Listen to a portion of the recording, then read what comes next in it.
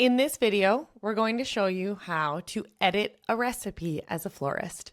So you're going to go into your dashboard, click on recipes within the menu, and then you're going to find your specific recipe.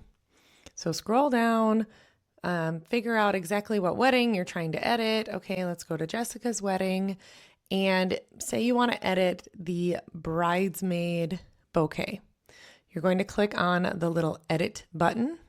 That's how you rename it. You can save the template. Otherwise, you're going to click on the edit specifically on that flower. So if you want to delete something, you can, or you can change the quantity or whatever that might be within that.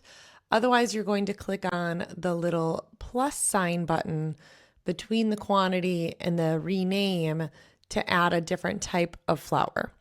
You can also just delete something from an arrangement, and then that will be reflected in your ingredient total. You can change the number of bouquets, and that is how you change the arrangements or edit an existing recipe within the arrangements.